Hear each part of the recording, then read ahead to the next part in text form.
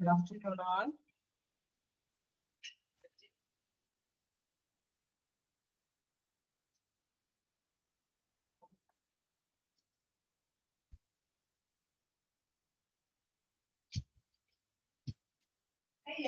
Good afternoon.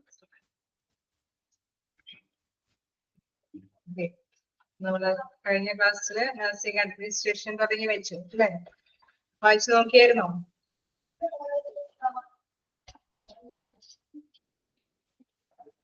വായിച്ചു നോക്കിയായിരുന്നോ nursing administration?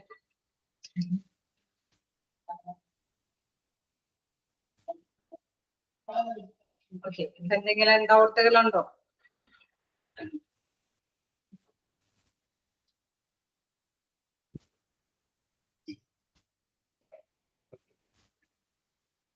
എവിടെ വരെയാ നമ്മളാ പറഞ്ഞു നിർത്തിയത്?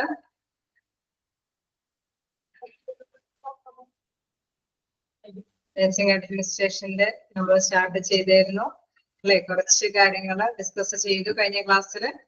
സ്റ്റാഫിങ്ങും നമുക്കറിയാം, നഴ്സിംഗ് അഡ്മിനിസ്ട്രേഷൻ എന്ന് പറയുമ്പോൾ അവിടെയുള്ള അല്ലെ ഹോസ്പിറ്റലിൽ വർക്ക് ചെയ്ത നഴ്സുമാരെ കൈകാര്യം ചെയ്ത് അതുമായി ബന്ധപ്പെട്ട ഡ്യൂട്ടീസ്, അതുമായി ബന്ധപ്പെട്ടുള്ള കാര്യങ്ങളൊക്കെയാണ് നമ്മൾ ഡിസ്കസ് ചെയ്തത്. Staffing process. സ്റ്റാഫിംഗ് പ്രോസസ് വരെയാണോ? താഴേക്ക് പോകുന്നില്ല? എവിടെ വരെയാണ് കറക്റ്റ് എടുത്തതെന്നൊന്ന് പറയാമോ?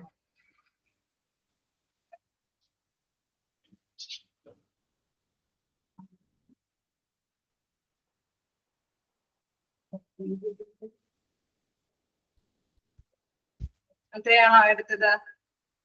സ്റ്റാഫിംഗ് പ്രോസസ് വരെയാണോ നിർത്തിയത്?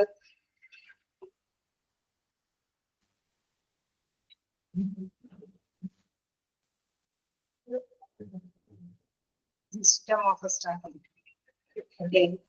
എനിക്ക് തോന്നിയത് സിസ്റ്റം ഓഫ് സ്റ്റാഫിംഗ് വരെയാണ് പറഞ്ഞു നിർത്തിയെന്നാണ്. ഓക്കെ, നിങ്ങൾ വായിക്കാൻ വേണ്ടി പോയിട്ടുണ്ടാവുമായിരിക്കും. എന്തായാലും വായിക്കുക അല്ലെ? എല്ലാ സബ്ജക്റ്റുകളും വായിച്ചു പോകേണ്ടതുകൊണ്ട് ചിലപ്പോൾ വിട്ടുപോയതായിരിക്കും.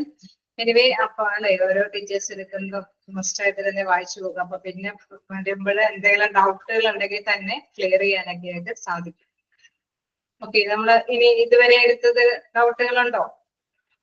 കണ്ടിന്യൂ ചെയ്തോട്ടെ. Types of patient care.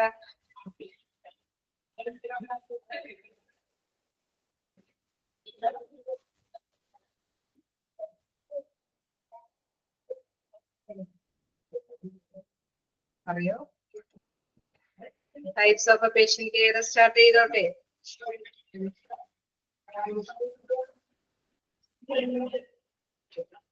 നമ്മള് സിസ്റ്റം ഓഫ് സ്റ്റാഫിങ്ങില് കണ്ടായിരുന്നു അല്ലെ? നമ്മൾ കണ്ടായിരുന്നു എന്താണ് അവിടെയുള്ള വർക്കേഴ്സ്, അത് അവരെ നമ്മള് പേഷ്യന്റിന്റെ അടിസ്ഥാനത്തിൽ തന്നെ നമ്മൾ കൈകാര്യം ചെയ്യണം. അതായത് ഓരോ കാറ്റഗറി തിരിച്ച് തന്നെ എത്രത്തോളം പേഷ്യൻസ് ഉണ്ട് എന്ന് മനസ്സിലാക്കി.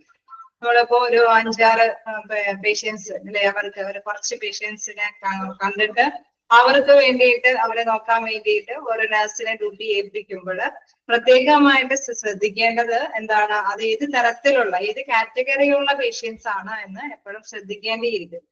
ഇതാണ് സിസ്റ്റം ഓഫ് നമ്മൾ നേരത്തെ പഠിച്ച സിസ്റ്റം ഓഫ് സ്റ്റാഫിങ്ങിൽ എടുത്തു പറയുന്നത്.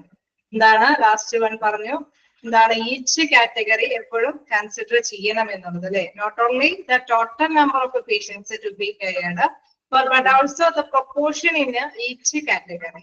ഓരോ കാറ്റഗറിയിലുള്ള പേഷ്യൻസ് നമുക്കറിയാം, ചില പേഷ്യൻസിനൊന്നും ഒരുപാട് കെയർ ചെയ്യേണ്ടി വരികയില്ല അല്ലെ? സെൽഫായിട്ട് അവര് കൈകാര്യം ചെയ്യുന്നുണ്ടാവും. അതേസമയം ചില പേഷ്യൻസിന്റെ കൂടെ തന്നെ ഒരുപാട് സമയം ഓരോ നഴ്സിനും ചെലവഴിക്കേണ്ടി വരും.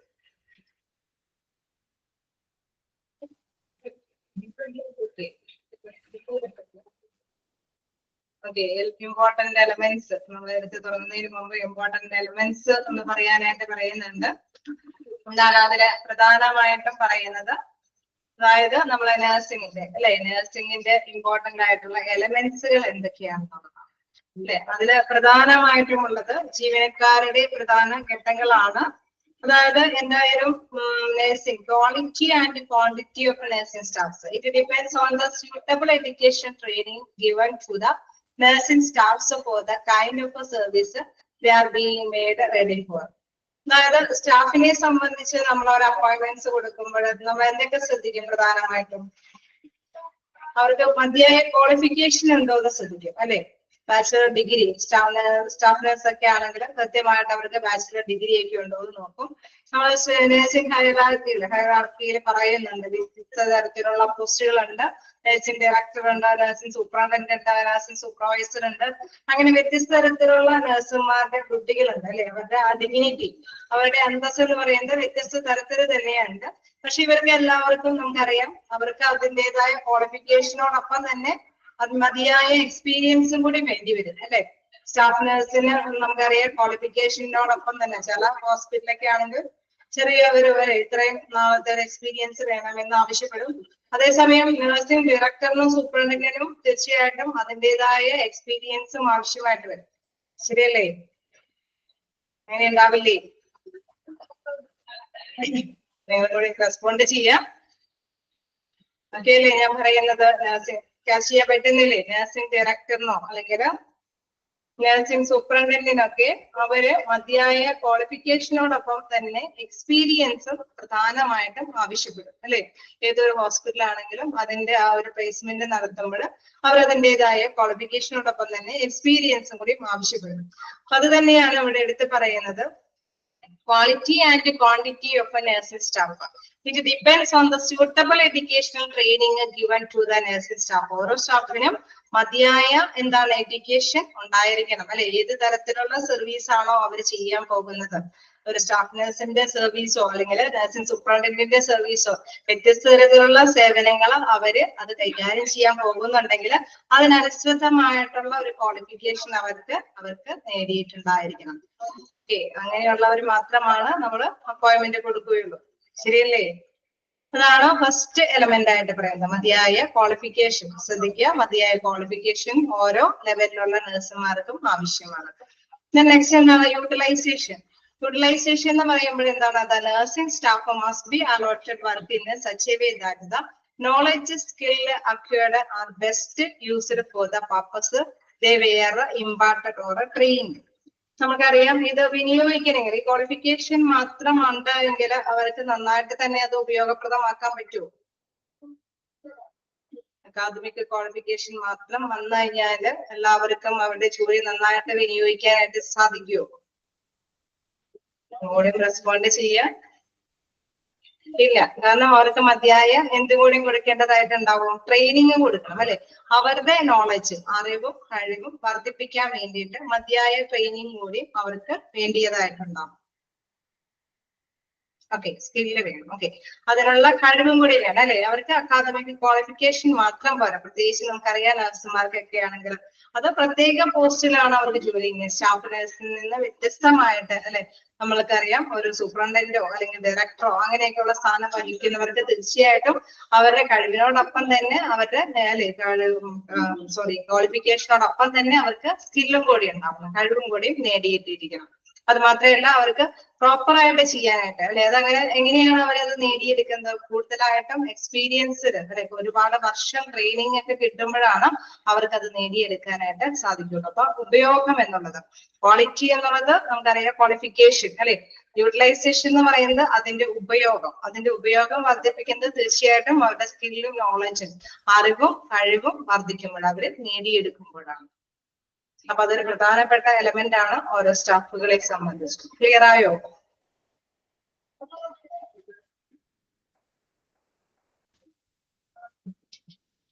ഓക്കെ, അതാണ് എലമെന്റ്സ് ആയിട്ട് പറഞ്ഞിരിക്കുന്നത്. നെക്സ്റ്റ് എന്താണ്? നമ്മള് സിസ്റ്റം ഓഫ് സ്റ്റാഫിങ്ങില്, അതായത് നമ്മൾ ഈ പോയിന്റിലേക്ക് ടൈപ്പ് ഓഫ് പേഷ്യന്റ് കെയറിലേക്ക് വരുന്നതിന് മുമ്പ് നേരത്തെ പറഞ്ഞ സിസ്റ്റം ഓഫ് സ്റ്റാഫിങ്ങിന്റെ ആ ഒരു പോയിന്റ് ഒന്നും കൂടി ലാസ്റ്റ് ഇതിലേക്ക് ഒന്നും വരികയാണ്. കാരണം നിങ്ങൾക്ക് പെട്ടെന്ന് ക്യാച്ച് ചെയ്യാൻ സാധിക്കും. അതായത് നമ്മൾ പറഞ്ഞു ഓരോ നഴ്സുമാർക്കും ഓരോ ഡ്യൂട്ടി അത് ഏൽപ്പിച്ചു കൊടുക്കുമ്പോൾ ഏറ്റവും കൂടുതൽ ശ്രദ്ധ കേന്ദ്രീകരിക്കേണ്ടത് ഓരോ പേഷ്യന്റും ഏത് കാറ്റഗറിയിലുള്ളതാണ് എന്നുള്ളതിനെ അടിസ്ഥാനപ്പെടുത്തി ആയിരിക്കണം എന്നുള്ളത്. അപ്പോ പേഷ്യന്റ് വ്യത്യസ്ത തരത്തിലുള്ള ശുശ്രൂഷകൾ ആഗ്രഹിക്കുന്ന, അല്ലെ? ആവശ്യമുള്ളവരായിരിക്കും. ചിലർക്ക് മിനിമം കെയർ മതിയാവും, അല്ലെ. ചിലർക്ക് ഫുൾ കെയർ കൊടുക്കേണ്ട വരും, ചിലർക്ക് ഇന്റൻസീവ് കെയറിലുള്ള ട്രീറ്റ്മെന്റും കാര്യങ്ങളൊക്കെ ആയിരിക്കും. അപ്പൊ ഫുൾ കെയർ ഒക്കെ കൊടുക്കണം എന്നുള്ളത് ഉണ്ടായെങ്കിൽ നമുക്കറിയാം ഒരുപാട് സമയം നഴ്സുമാർക്ക് പേഷ്യന്റുമായിട്ട് അവരുടെ ഡ്യൂട്ടി സമയം ചെലവഴിക്കേണ്ടതായിട്ട് വരും. ഓക്കെ ആണല്ലോ, ക്ലിയർ ആയോ? ഇനി നമുക്ക് താഴേക്ക് പോവാം. Type of patient care include. ഇതിന്റെ ഒരു ബേസിക്കൽ ആയിട്ടുള്ള കാര്യം തന്നെയാണ് ഇവിടെ പറയുന്നത്. Direct care and indirect care. അപ്പൊ ഞാൻ പറഞ്ഞതിൽ നിന്ന് നിങ്ങൾക്ക് അത്യാവശ്യം ഏകദേശം രൂപം കിട്ടി അല്ലെ. ഡയറക്റ്റ് കെയറും ഇൻഡയറക്റ്റ് കെയറുമായിട്ടുള്ള രണ്ട് തരത്തിലുള്ള പേഷ്യൻസ് ഉണ്ടാവും അല്ലെ. ഏതൊരു ഹോസ്പിറ്റലാണെങ്കിലും അത്തരത്തിൽ വ്യത്യസ്ത രീതിയിലുള്ള പേഷ്യൻസ് ഉണ്ടായിരിക്കും. ഇനി ഡയറക്റ്റ് കെയറിൽ എന്താണ് പറയുന്നത്? Is care given by nursing staff while working in the presence of patient and related to the patient physical and psychological requirements.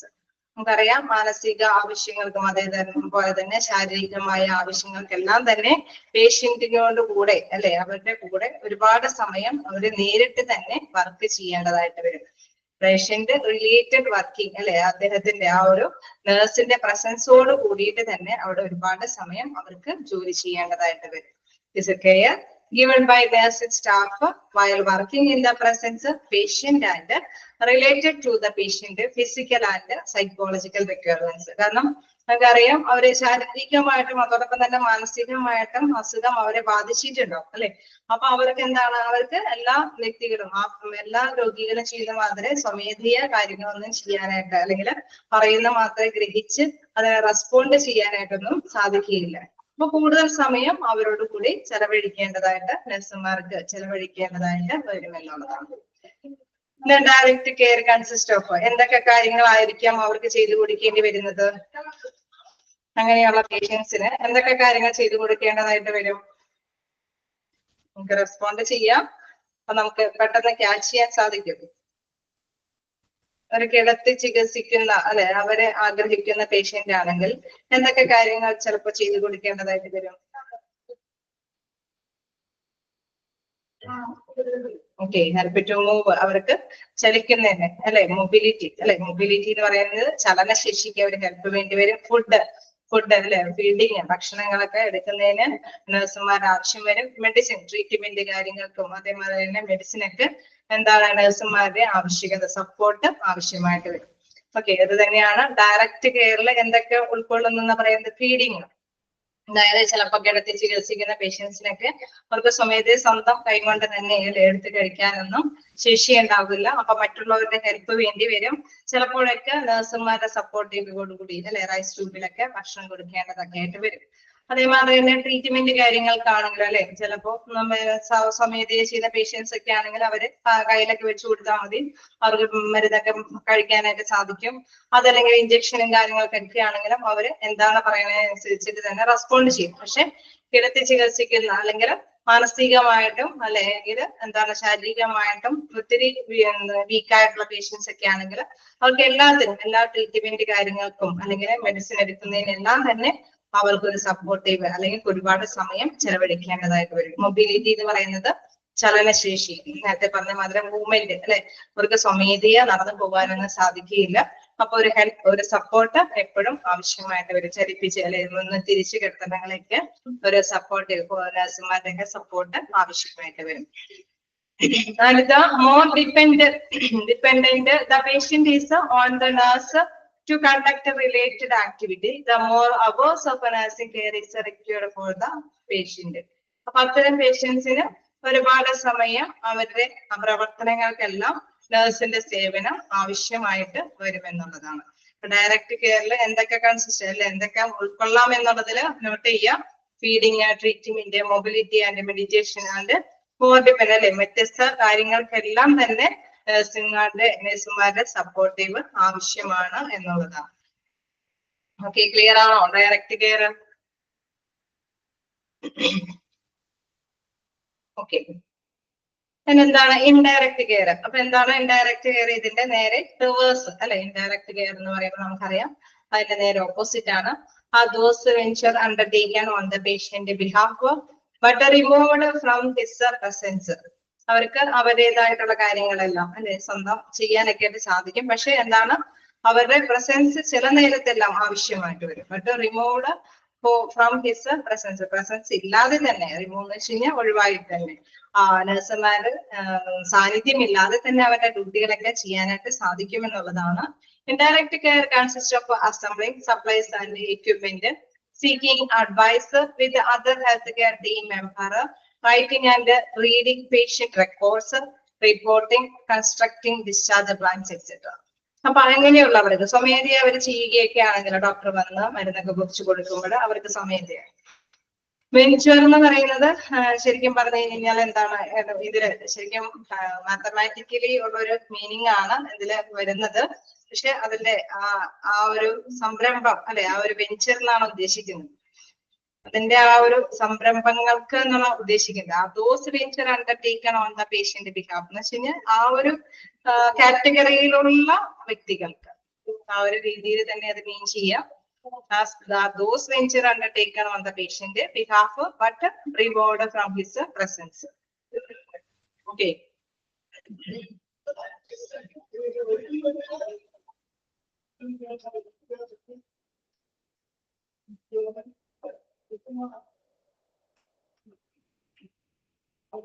Align ഒന്നുകൂടി പറയാം. അതായത് സംരംഭങ്ങൾ എന്നാണ് അതിൽ ശരിക്കും എക്സാക്ട് ഒരു ബിസിനസ് മീനിങ് വേർഡാണ് അത്. ആ സംരംഭങ്ങളല്ലേ, ആ സംരംഭങ്ങൾ രോഗിയുടെ പേരിൽ നടത്തിയതാണെങ്കിലും അവരുടെ അസാന്നിധ്യത്തിൽ നിന്ന് നീക്കം ചെയ്യാനും കുഴപ്പമില്ല. Okay, those venture undertaken on the patient, അവർക്ക് ആ ഒരു സംരംഭത്തിൽ ആ കാറ്റഗറിയിലുള്ള പേഷ്യൻസിന് അവരുടെ സാന്നിധ്യം ആവശ്യമാണ്. But removed from his presence, അവരുടെ പ്രസൻസ് ഇല്ലാതെയും അവരുടെ കാര്യങ്ങൾ ചെയ്യാനായിട്ട് സാധിക്കും എന്നുള്ളതാണ്. ക്ലിയർ ആയോ? ഓക്കെ, അതാ വെഞ്ചർ എന്നുള്ള കാറ്റഗറി അണ്ടർടേക്കർ എന്ന് പറഞ്ഞാലും നിങ്ങൾക്ക് അത് ക്യാച്ച് ചെയ്യാൻ എളുപ്പമായിരിക്കും. പക്ഷെ ഇവിടെ വെഞ്ചർ എന്നുള്ള പദമാണ് അവിടെ കൊടുത്തിരിക്കുന്നത്. നോക്കാം. അപ്പൊ ഇനി നെക്സ്റ്റ് സെന്റൻസ് പറയുന്നത് indirect care consist of assembly. അപ്പൊ എത്തരത്തിലുള്ള കാര്യങ്ങൾക്കൊക്കെയാണ് ഇൻഡയറക്റ്റ് കെയർ ഉള്ള പേഷ്യൻസിന് ആവശ്യം വരിക? പേഷ്യൻസിന്റെ അല്ലെ എല്ലാ കാര്യങ്ങളിലും അവർക്ക് സാന്നിധ്യം അല്ലെ, അവരുടെ സമയമൊന്നും ഒരുപാട് ചെലവഴിക്കേണ്ടതായിട്ട് വരില്ല. പക്ഷെ ചില കാര്യങ്ങൾക്ക് എന്താണ് നഴ്സുമാരുടെ സേവനം ആവശ്യമായിട്ട് വരും അല്ലെ. നമ്മളിപ്പോ ഒരു ഔട്ട് പേഷ്യന്റ് ആയിട്ട് ചെന്നാലും ചിലപ്പോഴൊക്കെ അഡ്മിഷൻ എടുക്കേണ്ടി വരും അല്ലെ. അവർക്ക് വലിയ കുഴപ്പമൊന്നും ഉണ്ടാവില്ല, പക്ഷെ ചിലപ്പോഴെങ്കിലും നമ്മൾ അഡ്മിറ്റ് ആവേണ്ട അവസ്ഥ വരും. അങ്ങനെ അഡ്മിറ്റ് ആവുകയാണെങ്കിൽ നമുക്കറിയാം നാച്ചുറലി അവനവന്റെ ഡ്യൂട്ടീസ് അല്ലെ കാര്യങ്ങളൊക്കെ ചെയ്യാനായിട്ട് വലിയ കുഴപ്പങ്ങളൊന്നും ഉണ്ടാവില്ല. പക്ഷെ ചില കാര്യങ്ങൾക്ക് സാധാരണയായിട്ട് നമുക്കറിയാം അല്ലെ, എന്തെങ്കിലും കാര്യങ്ങളല്ലേ without A health care team member writing and reading patient records. നമുക്കറിയാം നമ്മുടെ റെക്കോർഡുകൾ നമ്മളിപ്പോ ഡോക്ടർ കണ്ട് വിസിറ്റ് ചെയ്ത് ബാക്കിയുള്ള റെക്കോർഡുകൾ അല്ലെ, അത് കറക്റ്റ് ആയിട്ട് ഇപ്പൊ കമ്പ്യൂട്ടറൈസ്ഡ് ആണെങ്കിൽ കൂടി അതുമായി ബന്ധപ്പെട്ട കാര്യങ്ങളൊക്കെ ഡീൽ ചെയ്യാൻ നേഴ്സിന്റെ ആവശ്യമുണ്ടാവും. അതുപോലെ തന്നെ അത് വായിച്ച് അല്ലെ നമുക്ക് പറഞ്ഞ് മനസ്സിലാക്കി തരാനും അവർ കൃത്യമായിട്ട് ഡോക്ടേഴ്സ് എന്താണ് പറഞ്ഞത് അല്ലെ, എന്താണ് ചാർട്ടിൽ ഉൾപ്പെടുത്തിയിരിക്കുന്നതെന്ന് അത് കൃത്യമായിട്ട് തന്നെ പേഷ്യൻസിനെ മനസ്സിലാക്കി തരാനായിട്ടും നഴ്സുമാരുടെ സേവനം ആവശ്യമായിട്ട് വരും. ദെൻ റിപ്പോർട്ടുകളെല്ലാം അത് നമ്മൾ പറയുന്ന കാര്യങ്ങളെല്ലാം അതിൽ ഉൾപ്പെടുത്തിക്കൊണ്ട് ഡോക്ടർമാർക്കൊക്കെ അല്ലെ അത് അവർക്ക് മനസ്സിലാക്കിയിരുന്ന രീതിയിലേക്കൊക്കെ ആക്കി റിപ്പോർട്ട് ചെയ്യാനും നഴ്സുമാരുടെ ആവശ്യമായിട്ട് വരും. ഒപ്പം തന്നെ എന്താണ് constructing discharge plans etcetera. In case discharge വരുന്നുണ്ടെങ്കിൽ അതുമായി ബന്ധപ്പെട്ട കാര്യങ്ങളൊക്കെ ഡീൽ ചെയ്യാനും നഴ്സുമാരുടെ സേവനം ആവശ്യമായിട്ട് വരും. ഓക്കെ, അപ്പൊ ഡയറക്റ്റ് പ്ലാനിൽ നിന്നും വ്യത്യസ്തമായ രീതിയാണ് എന്താണ് ഇൻഡയറക്റ്റ് പ്ലാനിൽ. സാധാരണയായിട്ട് നമ്മളെല്ലാം ഹോസ്പിറ്റൽ അഡ്മിഷൻ വരുമ്പോൾ അല്ലെ നാച്ചുറലി കാണുന്നതാണ് ഇതെല്ലാം. ഡയറക്റ്റ് കെയർ ചെയ്യുന്ന പേഷ്യൻസിനും ആവശ്യം എന്തൊക്കെ കാര്യങ്ങളൊക്കെ നഴ്സുമാർ ചെയ്യുന്നുണ്ടെന്നാലും ഇൻഡയറക്റ്റ് കെയർ ആയിട്ടുള്ള പേഷ്യൻസിനും എന്തൊക്കെ കാര്യങ്ങൾ അല്ലെ അവർക്ക് നമുക്കറിയാം മെഡിസിനും അല്ലെ അവരുടെ മൂവ്മെന്റും ഭക്ഷണ കാര്യങ്ങൾക്കൊന്നും അവരുടെ ആവശ്യമൊന്നും വേണ്ടി വരില്ല. പക്ഷെ പേപ്പർ വർക്കുകൾക്കൊക്കെ തീർച്ചയായിട്ടും നഴ്സുമാരുടെ സേവനങ്ങൾ ആവശ്യമായിട്ട് വരും. ഓക്കെ, ക്ലിയർ ആണോ? വായിച്ചു നോക്കാം.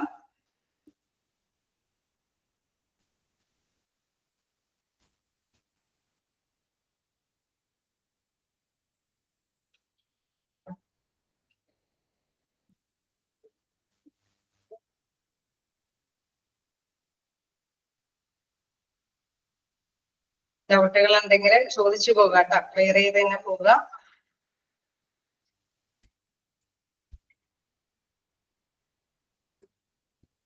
എന്തൊക്കെ തരത്തിലുള്ള കെയർ ആവശ്യമുണ്ട് അല്ലെ, നിലവിലുണ്ട് എന്നുള്ളത് ചോദിക്കുമ്പോൾ തീർച്ചയായിട്ടും ഡയറക്റ്റ് കെയർ, ഇൻഡയറക്റ്റ് കെയർ ഉണ്ട്.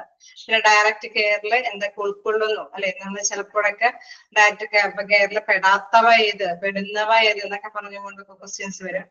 ഇൻഡയറക്റ്റ് കെയർ എന്നൊക്കെ പറഞ്ഞുകൊണ്ട് വരുമ്പോഴും കൺഫ്യൂഷൻ ഉണ്ടാവരുത്. ഒരു വീട്, ഒറ്റ വീട് ഇൻഡയറക്റ്റ് കെയർ ഓക്കെയാണ്. അതേസമയം സെപ്പറേറ്റ് ഒരു സെന്റൻസ് രൂപത്തിൽ ഇൻഡയറക്റ്റ് കെയർ എന്ന് പറയുമ്പോൾ മീൻ ചെയ്യുന്നത് എന്താണ്, ഡയറക്റ്റ് കെയറിനുള്ളിൽ എന്തൊക്കെ പെടാം അല്ലെ, ആ ഒരു മീനിങ്. അപ്പൊ ക്വസ്റ്റ്യൻസ് വരുമ്പോൾ ചെറുതായിട്ടൊക്കെ ഒന്ന് കൺഫ്യൂഷൻ ഉണ്ടാവാൻ സാധ്യതയുണ്ട്. അതും ഒന്ന് ചെറുതായിട്ടൊക്കെ നോട്ട് ചെയ്യാം. ക്ലിയർ ആണോ?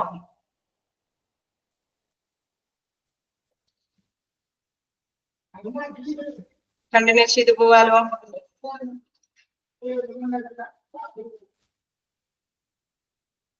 നോക്കാം. നെക്സ്റ്റ് എന്ന് പറയുന്നത് staff development.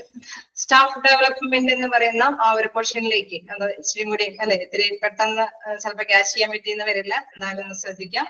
Staff development is the process which is directed toward the personal as well as the professional growth of nurses and other staffs while they are employed by the health care. അതായത് ഇതെന്ന് പറയുന്നത് അല്ലെ, ഒരു സാധാരണ രീതിയിൽ നഴ്സുമാരുടെയും അതേമാതിരി തന്നെ മറ്റു വർക്കേഴ്സ്, അതായത് അതർ സ്റ്റാഫ്സ് അല്ലെ, അവിടെയുള്ള ജീവനക്കാരെ വെച്ച് എല്ലാം നോക്കുമ്പോൾ ഹോസ്പിറ്റലിലെ വിവിധ വർക്കേഴ്സുകൾ ഉണ്ട് അല്ലെ, നഴ്സുമാരെ മാത്രമല്ല മറ്റേത് പലതരത്തിലുള്ള വർക്കേഴ്സും ഉണ്ട്. അപ്പൊ അവരെ എല്ലാവരും വെച്ച് നോക്കുമ്പോൾ എന്താണ് സ്റ്റാഫ് ഡെവലപ്മെന്റ് എന്നതുകൊണ്ട് ഉദ്ദേശിക്കുന്നത് എന്താണെന്ന് വെച്ച് കഴിഞ്ഞാൽ the growth of nurses and other staffs while they are employed by the health care. Health കെയറിലുള്ള ഏത് തരത്തിലുള്ള വർക്കേഴ്സും അവരുടെ പ്രൊഫഷണൽസ് അല്ലെ, അവരുടെ ഏത് തൊഴിലാണോ ആ തൊഴില് വളർത്തിക്കൊണ്ടുവരാൻ വേണ്ടിയിട്ട്, ഗ്രോത്ത് എന്ന് വെച്ച് കഴിഞ്ഞാൽ അതിന് വളർത്തിക്കൊണ്ടുവരാം. നമുക്കറിയാം അക്കാഡമിക് ക്വാളിഫിക്കേഷൻ ജസ്റ്റ് ഒരു ട്രെയിനിങ് ഒക്കെ കഴിഞ്ഞിട്ടായിരിക്കും വരുന്നത് അല്ലെ. അപ്പൊ അവർക്ക് ഇച്ചിരി കൂടി അറിവ് കിട്ടണമെങ്കിൽ എന്താണ്, അവർക്ക് ഇത്തിരി കൂടി നല്ല ഒരു സിറ്റുവേഷൻ അറേഞ്ച് ചെയ്ത് കൊടുക്കണം അല്ലെ, നല്ലൊരു സാഹചര്യങ്ങൾ, അനുകൂല സാഹചര്യങ്ങൾ അറേഞ്ച് ചെയ്ത് കൊടുക്കേണ്ടതുണ്ട്. അപ്പൊ സ്റ്റാഫ് ഡെവലപ്മെന്റിന് പ്രധാനമായിട്ടും ഇത്തരത്തിലുള്ള കാര്യങ്ങളാണ് പറയുന്നത്. എന്താണ്, ഏത് വർക്കേഴ്സ് ആണെങ്കിലും അവരുടെ പ്രൊഫഷണൽ ഗ്രോത്ത് അത് വർദ്ധിപ്പിച്ചു കൊണ്ടുവരാനായിട്ട്, അതിനു വേണ്ടിയിട്ട് which directed towards personal as well as professional, അവരുടെ വ്യക്തിപരമായും അതേമാതിരി തന്നെ തൊഴിൽപരവുമായിട്ടുള്ള ഗ്രോത്ത്, വളർച്ച വർദ്ധിപ്പിക്കാൻ വേണ്ടിയിട്ട് വരുന്ന എല്ലാ പ്രവർത്തനങ്ങളെയും എന്തെന്ന് പറയാം, സ്റ്റാഫ് ഡെവലപ്മെന്റ് പ്രോസസ് എന്ന് പറയാം. ഓക്കെ, സ്റ്റാഫ് ഡെവലപ്മെന്റ് എന്ന് പറഞ്ഞു കഴിഞ്ഞാൽ ഏത് നഴ്സുമാരാണെങ്കിലും അവിടെയുള്ള ഏത് വർക്കേഴ്സ് ആണെങ്കിലും അവരുടെ വ്യക്തിപരമായിട്ടും അല്ലെങ്കിൽ അവരുടെ ജോലി തൊഴിൽപരമായിട്ടുള്ള അതിന്റെ വളർച്ചയ്ക്ക് വേണ്ടിയിട്ടുള്ള ഏത് പ്രവർത്തനത്തെയും എന്തെന്ന് പറയാം, സ്റ്റാഫ് ഡെവലപ്മെന്റ് പ്രോസസ് എന്ന് പറയാം. ക്ലിയർ ആണോ? ഒന്നുകൂടി അടുത്ത സെന്റൻസ് നോക്കാം. It refers to all the training and education provided to enhance the job-related and personal knowledge, skills and mentalities of vested employees. അതായത് ഏതൊരു എംപ്ലോയി അല്ലെ, അവരിൽ നിഷിദ്ധമായിട്ടിരിക്കുന്ന ഏതൊരു എംപ്ലോയി, അവിടെയുള്ള ഇത് നമുക്കറിയാം സ്റ്റാഫും നഴ്സും സ്റ്റാഫും മാത്രമല്ല ഇവിടെ ഉദ്ദേശിക്കുന്നത്, എല്ലാ തരത്തിലുള്ള എംപ്ലോയി. ഏത് എംപ്ലോയി ആണോ ആ എംപ്ലോയിയുടെ സ്വന്തമായിട്ടുള്ള കഴിവുകൾ അല്ലെ, പേഴ്സണൽ ആയിട്ടുള്ള നോളജ്, അവരുടെ സ്വന്തമായിട്ടുള്ള അറിവുകള്, കഴിവുകള് അല്ലെങ്കിൽ മാനസികമായിട്ടുള്ള ചിന്താഗതികൾ, അതെല്ലാം ബന്ധപ്പെടുത്തി തന്നെ അതിനെന്തെങ്കിലും അല്ലെ ട്രെയിനിങ്ങോ കാര്യങ്ങളൊക്കെ പ്രൊവൈഡ് ചെയ്ത് കൊടുക്കാൻ പറ്റുമോ ഉണ്ടെങ്കിൽ അത് സ്റ്റാഫ് ഡെവലപ്മെന്റ് പദം കൊണ്ട് ഉദ്ദേശിക്കാം. അതായത് നമുക്ക് എന്താ പറയാ, സിമ്പിൾ ആയിട്ട് ഒരു മീൻ ചെയ്ത് കഴിഞ്ഞ് കഴിഞ്ഞാൽ ഏതൊരു ജോലിയാണോ എംപവർമെന്റ് ആക്ടിവിറ്റീസ്, അത് വളർത്തിക്കൊണ്ട് വരുവാനായിട്ടുള്ള ആക്ടിവിറ്റീസ്, അതാണ് ഇവിടെ ഉദ്ദേശിക്കുന്നത്. അതായത് എപ്പോഴും എന്താണ്, അത് വികസിപ്പിക്കാൻ വേണ്ടിയിട്ടുള്ള അല്ലെ, ഡെവലപ്പ് ചെയ്യാന്ന് പറഞ്ഞാൽ വികസിപ്പിക്കാൻ വേണ്ടിയിട്ട്. അപ്പൊ അവിടെ വർക്ക് ചെയ്യുന്ന ഏതൊരു വ്യക്തിയുടെയും അവരുടെ വ്യക്തിപരമായിട്ടും തൊഴിൽപരമായിട്ടും അവരുടെ ജോലി അത് വികസിപ്പിക്കാൻ, എൻഹാൻസ് എന്ന് വെച്ചാൽ വർദ്ധിപ്പിച്ചു കൊണ്ടുവരാൻ, അവരുടെ വ്യക്തിപരമായിട്ടുള്ള അല്ലെങ്കിൽ എന്താണ് പ്രൊഫഷണൽ ആയിട്ടുള്ള തൊഴിൽപരമായിട്ടുള്ള കഴിവുകളെ വർദ്ധിപ്പിക്കാൻ വേണ്ടിയിട്ട് എന്തൊക്കെ പ്രൊവൈഡ് ചെയ്യാൻ പറ്റുമോ അതെല്ലാം എന്താണ് സ്റ്റാഫ് ഡെവലപ്മെന്റ് പ്രോസസ്സിൽ വരുന്നു. ഇത് refers to all the training and education. നമുക്ക് അതിനു വേണ്ടി കൊടുക്കാൻ പറ്റുന്ന എല്ലാ ട്രെയിനിങ്ങുകളും അല്ലെങ്കിൽ എഡ്യൂക്കേഷൻ പാക്കേജുകളെല്ലാം തന്നെ എന്തിൽ പെടും, സ്റ്റാഫ് ഡെവലപ്മെന്റിൽ പെടും എന്നുള്ളതാണ്. ഓക്കെ, സ്റ്റാഫ് ഡെവലപ്മെന്റ് എന്ന് പറയുന്നത് എന്താണ്? അപ്പോൾ ഏതൊരു ജോലിക്ക് നമ്മൾ പ്രവേശിക്കുന്നത്, ആ ജോലിയിലൂടെ ആ ഒരു കമ്പനി ആണെങ്കിലും ഹോസ്പിറ്റൽ ആണെങ്കിലും നമ്മൾ പ്രവേശിച്ചതിന് ശേഷം നമ്മുടെ സ്വന്തം കഴിവുകൾ അല്ലെങ്കിൽ സ്വന്തം നോളജ് വർദ്ധിപ്പിക്കാനായിട്ട് നമുക്ക് എന്തെങ്കിലും ട്രെയിനിങ് ഒക്കെ കാര്യങ്ങളൊക്കെ കിട്ടുന്നുണ്ടെങ്കിൽ അതെല്ലാം എന്തിന്റെ ഇതിൽ വരുന്നതാണോ? സ്റ്റാഫ് ഡെവലപ്മെന്റ് പ്രോസസ്സിന്റെ അണ്ടറിൽ വരുന്നതാണ്. ക്ലിയർ ആയോ?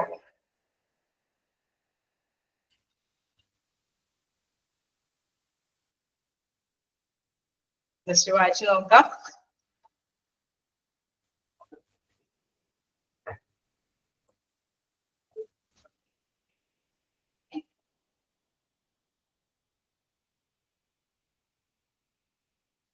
ചിലപ്പോഴൊക്കെ നമ്മൾ ഫ്രഷേഴ്സ് ഒക്കെ ആയിട്ട് അപ്പോയിന്റ്മെന്റ്സ് ഒക്കെ കൊടുക്കുമ്പോൾ ഒരു 3 മാസത്തേക്കൊക്കെ ട്രെയിനിങ് ഒക്കെ കൊടുക്കും അല്ലെ?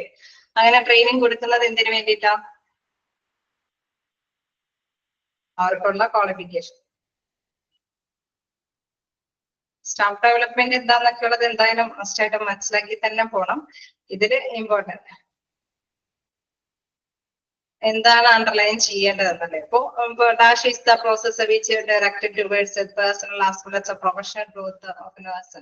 അപ്പൊ എന്താണ് നമുക്ക് ഏത് പ്രോസസ് ആണ് അത് നമുക്ക് തരുന്നത്? നമ്മുടെ പേഴ്സണൽ ആയിട്ടും അല്ലെങ്കിൽ എന്താണ് പ്രൊഫഷണൽ അല്ലെ? പ്രൊഫഷണൽ ആയിട്ടും തൊഴിൽപരമായിട്ടും വികസിപ്പിച്ചു കൊണ്ടുവരാനായിട്ട് അതിന്റെ ആ ഒരു കാര്യങ്ങളെല്ലാം വികസിപ്പിക്കാനായിട്ടുള്ള പ്രോസസ് ഏതാന്ന് ചോദിച്ചാൽ ഏതാ പറയാ? Staff development process. സിമ്പിൾ ആയിട്ട് മിക്കവാറും നിങ്ങൾക്ക് അറിയാം, മോക്ക് ടെസ്റ്റിലാണെങ്കിലും ഞങ്ങൾ അതിനെ അങ്ങനെയാണ് ഉൾപ്പെടുത്തുന്നത്. അതായത് ടോപ്പിക്കിലുള്ള അതിന്റെ തന്നെ അല്ലെ സിമ്പിൾ ആയിട്ടുള്ള ചോദ്യങ്ങൾ തന്നെയാണ് ഉൾപ്പെടുത്തുന്നത്. കാരണം പൊതുവെ അങ്ങനെ തന്നെയാണ് വരാറ്. പിന്നെ ഒരുപാട് വായിച്ചു പോകേണ്ടതുണ്ടല്ലോ. അപ്പൊ അതുകൊണ്ട് തന്നെ ഇതിന്റെ ഉള്ളിലുള്ള ആശയം തന്നെ മിക്കവാറും അത് തന്നെയാണ് സിമ്പിൾ ആയിട്ട് തന്നെ ചോദിക്കാറ്. അതുകൊണ്ട് തന്നെ എന്താണ് സ്റ്റാഫ് ഡെവലപ്മെന്റ് എന്ന് മനസ്സിലാക്കി വെക്കുക. എന്താണ് staff development? Is the process which is directed towards the personal as well as professional growth of nurse. അല്ലെ? ഇപ്പൊ നേഴ്സുമാരുടെ കാര്യം വെച്ച് നോക്കുമ്പോൾ അവരുടെ അവരുടെ ആ കഴിവ്, അവരുടെ ആ പ്രൊഫഷൻ, അത് നേഴ്സ് എന്ന തൊഴില് അത് വികസിപ്പിക്കാൻ വേണ്ടിയിട്ട് എന്തെങ്കിലും എഡ്യൂക്കേഷൻ പാക്കേജോ എന്തെങ്കിലും ട്രെയിനിങ്ങുകളോ കൊടുക്കുന്നുണ്ടെങ്കിൽ അത് എന്താണ്? സ്റ്റാഫ് ഡെവലപ്മെന്റിന്റെ അണ്ടറിലാണ് വരുന്നത്. ഇതിന്റെ മറ്റൊരു ഇതിലാണെങ്കിലും വേർഡിലാണെങ്കിലും ചോദിക്കാം. It refers to all the training and education provide to enhance the job related അല്ലെ? ജോബുമായി ബന്ധപ്പെട്ട ഏത് തരത്തിലുള്ള ട്രെയിനിങ്ങും എഡ്യൂക്കേഷൻ പ്രൊവൈഡ് ചെയ്യുകയാണെങ്കിലും എന്താണ്? സ്റ്റാഫ് ഡെവലപ്മെന്റ് എന്നുള്ള ആ ഒരു പ്രോസസ്സിന്റെ അണ്ടറിൽ തന്നെയാണ് ഇതും വരുന്നത്. ഓക്കെ, അതിന്റെ ഒബ്ജക്റ്റീവ്സ്. സ്റ്റാഫ് ഡെവലപ്മെന്റ് എന്താന്നുള്ളത് ഫസ്റ്റായിട്ട് മനസ്സിലാക്കി വെക്കുക. അവരുടെ കഴിവുകൾ ഏതൊരു തൊഴിലാണോ ആ തൊഴിലിന്റെ അത് വർദ്ധിപ്പിക്കാൻ വേണ്ടിയിട്ട് അല്ലെ? അത് എൻഹാൻസ് ചെയ്യാൻ അല്ലെങ്കിൽ വികസിപ്പിക്കാൻ വേണ്ടിയിട്ട് ഡെവലപ്പ് ചെയ്ത് കൊണ്ടുവരാൻ വേണ്ടിയിട്ട് എന്തെങ്കിലും ട്രെയിനിങ്ങോ പാക്കേജ് അല്ലെ എന്തെങ്കിലും എഡ്യൂക്കേഷൻ പാക്കേജസ് ഒക്കെ കൊടുക്കുന്നുണ്ടെങ്കിൽ അതെല്ലാം സ്റ്റാഫ് ഡെവലപ്മെന്റിന്റെ അണ്ടറിൽ തന്നെ വരും.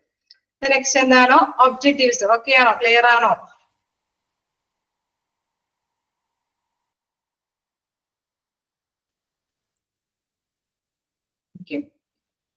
എന്താണ് അടുത്തത്? Objectives of staff development. Objectives of staff development എന്ന് പറയുമ്പോൾ നമുക്കറിയാം എന്താണ് അതിന്റെ ലക്ഷ്യങ്ങൾ അല്ലെ?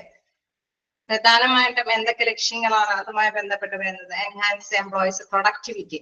നമുക്കറിയാം ഒരു പ്രൊഡക്ഷനുമായി ബന്ധപ്പെട്ട ഒരു തൊഴിലാണെങ്കിൽ ആ എംപ്ലോയിക്ക് അല്ലെ അത് വർദ്ധിപ്പിച്ചു കൊണ്ടുവരാനായിട്ട് സാധിക്കും അല്ലെ? പ്രൊഡക്ടിവിറ്റി കൂട്ടിക്കൊണ്ടുവരാനായിട്ട് സാധിക്കും എന്നുള്ളത്. Enhance employee productivity. In case ഏതൊരു എംപ്ലോയിയുടെയും ഔട്ട്പുട്ട് നമുക്കറിയാം ഒരു ട്രെയിനിങ് പാക്കേജ് ചിലപ്പോൾ ഒരു ഉണ്ടാക്കുന്ന ഒരു മാനുഫാക്ചറിങ് കമ്പനി ആണെങ്കിൽ അവർക്ക് കൂടുതൽ പ്രൊഡക്ഷൻ ഉത്പാദിപ്പിക്കാൻ സാധിക്കും. ഒരു നഴ്സിംഗ് ഫീൽഡിലാണെങ്കിൽ അവർക്ക് കൂടുതൽ സേവനം അല്ലെ ആക്കാം അല്ലെ? കൂടുതൽ സേവനം ജനങ്ങൾക്കിടയിൽ കാഴ്ചവെക്കാനായിട്ട് സാധിക്കും. അപ്പൊ എംപ്ലോയിയുടെ പ്രൊഡക്ടിവിറ്റി ഏത് തൊഴിലാളിയാണെങ്കിലും ആ തൊഴിലാളിയുടെ ഔട്ട്കം അല്ലെ അതിന്റെ റിസൾട്ട് കൂടുതൽ വർദ്ധിപ്പിച്ചു കൊണ്ടുവരാനായിട്ട് സാധിക്കും എന്നുള്ളത്. എന്താണ്? Ensure safe and actual patient care by nurse. നഴ്സുമാരെ സംബന്ധിച്ച് എന്താണ്? നല്ലൊരു കെയർ അല്ലെ? നല്ലൊരു സുരക്ഷിതമായ കെയർ ഓരോ പേഷ്യന്റിനും കൊടുക്കാനായിട്ട് അത് ഉറപ്പുവരുത്താനായിട്ട് സാധിക്കുമെന്നുണ്ട്. എൻഷുർ എന്ന് പറയുമ്പോൾ ഉറപ്പുവരുത്തുക. എന്താണ്? Safe and actual patient care by nurse. നഴ്സുമാര് നല്ല ഒരു സുരക്ഷിതമായിട്ടുള്ള കെയർ ഓരോ പേഷ്യന്റിനും കൊടുക്കുന്നുണ്ട് എന്ന് ഉറപ്പുവരുത്താനായിട്ട് ഈ സ്റ്റാഫ് ഡെവലപ്മെന്റ് പ്രോഗ്രാമിലൂടെയൊക്കെ സാധിക്കും. കാരണം നല്ല ട്രെയിനിങ് കിട്ടുമ്പോൾ എന്താണ്?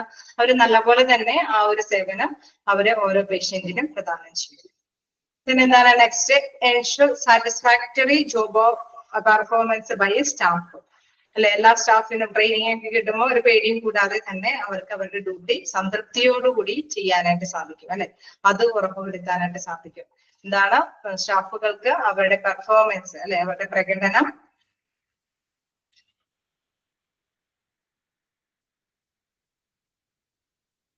ഓക്കെ, എല്ലാ പോയിന്റ്സും എടുത്തിട്ട് നമുക്ക് മാർക്ക് ചെയ്തു പോവാൻ. ഞങ്ങൾ മോക്ക് ടെസ്റ്റിൽ പരമാവധി നമ്മൾ കൊടുത്തു പോകുന്നുണ്ട്. മിക്കവാറും ഞാൻ എപ്പോഴും പറയുന്നതാണ്, ഒരു PDF-ൽ നിന്ന് ഒരു 3-4-5 ക്വസ്റ്റിനെ മാക്സിമം പ്രതീക്ഷിക്കാൻ പറ്റുള്ളൂ. തീർച്ചയായിട്ടും മോക്ക് ടെസ്റ്റിൽ ഉൾപ്പെടുത്തുന്ന ക്വസ്റ്റ്യൻസ് ഒക്കെ തന്നെയായിരിക്കും നിങ്ങൾക്ക് മെയിൻ ആയിട്ടും വരുന്നത്. കാരണം എപ്പോഴും ചോദിക്കുന്ന ചോദ്യങ്ങൾ റിപ്പീറ്റഡ് ആയിട്ടുള്ള ക്വസ്റ്റ്യൻസ് ആണ്, അത് വെച്ചിട്ടാണ് തന്നെ മോക്ക് ടെസ്റ്റ് ഉൾപ്പെടുത്തുന്നത്. തീർച്ചയായിട്ടും ഓരോ ക്ലാസ്സിനെ ബേസ് ചെയ്ത് ഞങ്ങൾ 5 ക്വസ്റ്റ്യൻസ് ഒക്കെ അങ്ങനെ പ്രൊവൈഡ് ചെയ്യുന്നത് അതുകൊണ്ട് തന്നെയാണ്. പോയിന്റ്സ് മാർക്ക് ചെയ്ത് പോകുമ്പോൾ സ്റ്റാഫ് ഡെവലപ്മെന്റ് എന്നുള്ള അത്, അല്ലെ, അത് എന്താന്നുള്ളത് ചോദ്യം നിങ്ങൾക്ക് തീർച്ചയായിട്ടും അതുമായി ബന്ധപ്പെട്ട് റിലേറ്റ് ചെയ്ത് തന്നെ തരുന്നതാണ്. Okay, objectives of staff development. Objectives എന്ന് പറയുമ്പോൾ ഇതൊന്നും ചിലപ്പോ, അല്ലെ, മോക്ക് ടെസ്റ്റിലാവുമ്പോൾ നമ്മളിപ്പോ ഒരു പേജ് എടുത്തോളൂങ്കിൽ ആ ഒരു പേജിൽ നിന്ന് എന്തായാലും മസ്റ്റ് ആയിട്ടും 5 ക്വസ്റ്റ്യൻസ് കൊടുക്കണം. അത് 2-3 പേജസ് കവർ ചെയ്യുകയാണെങ്കിൽ നമുക്കറിയാം അതിൽ ഇമ്പോർട്ടന്റ് ആയിട്ടുള്ള ടോപ്പിക്കുകളിൽ സാധാരണയായിട്ട് വരുന്നത്, അല്ലെ, സാധാരണയായിട്ട് ചോദിക്കുന്നതനുസരിച്ചിട്ട് തന്നെ ക്വസ്റ്റ്യൻസ് കൊടുക്കേണ്ടതായിട്ട് വരും. അപ്പൊ അത് കൂടുതലായിട്ട് ഫോക്കസ് ചെയ്ത് പഠിക്കേണ്ടതായിരിക്കും. കാരണം തീർച്ചയായിട്ടും ആ 3 പേജിലും പ്രധാനപ്പെട്ടത് തന്നെയായിരിക്കും തരുന്നത്. അതേസമയം ഒരു പേജ് ആവുമ്പോൾ നമുക്കറിയാം ഫസ്റ്റ് പേജ്, അല്ലെ, നമ്മൾ മാക്സിമം അതിൽ നിന്ന് വരാവുന്ന പ്രതീക്ഷിക്കാവുന്നതിനേക്കാൾ അപ്പുറം കൂടുതലായിരിക്കും തരുന്നത്.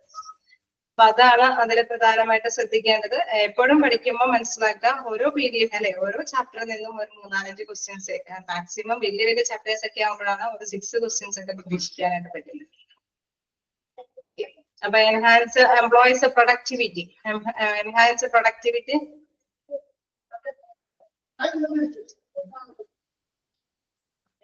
ഞാൻ ലാസ്റ്റ് ടൈം തരാം. ഞാനിതൊന്ന് കവർ ചെയ്തോട്ടെ, അല്ലെങ്കിൽ നമ്മൾ ഇത്തിരി പെൻഡിങ് ആയിപ്പോ. Okay, enhance employee productivity. Then എന്താണ് എൻഷുർ സേഫ്റ്റി. ഞാൻ എനിക്ക് തോന്നുന്നു റിവൈസ് ചെയ്യാനായിട്ട്, റിവിഷൻ ചെയ്യാനായിട്ട് ഈ ഒരു ചാപ്റ്ററും കൂടി എടുത്താൽ നമ്മുടെ ക്വസ്റ്റ്യൻസ് തീർന്നു.